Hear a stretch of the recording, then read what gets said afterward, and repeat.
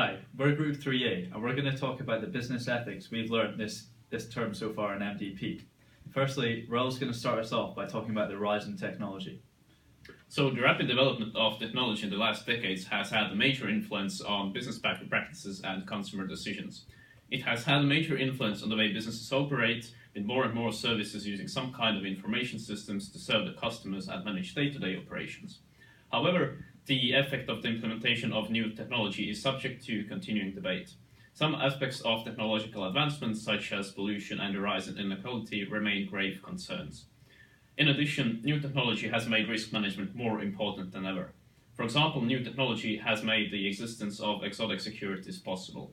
The way how the riskiness of these complex financial instruments was managed before the financial crisis partly led to the collapse or bailouts of major banks. I'm going to continue on with corporate social responsibility.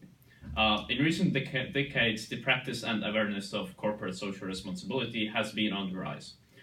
Many modern scholars hold the view that the practice is beneficial, having said that having good ethical behavior also helps the business by retaining all the good employees, builds customer loyalty, avoids having legal problems, and makes the working environment positive.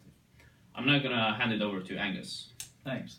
So, as consumers become more aware of the social effects of the operation of companies as a result of campaigning by influential non-profits, improved transparency of corporations, and a better availability of information, CSR of a company plays a bigger part in consumer decisions than ever. Good CSR records in fact contribute to the economic perspective. Over 70% of UK consumers are willing to pay more for ethically superior goods. The wide-scale implementation of CSR has changed how corporations and their purpose is viewed by the public. There are many dimensions to a CSR policy of a company: a social, environmental, and economic dimension. The social dimension entails the impact of business on communities, especially developing ones. The environmental CSR of a company is concerned with the sustainability of resources, and the economic one is concerned with the long-term and viable production and management practices. So now I'm going to talk about globalization.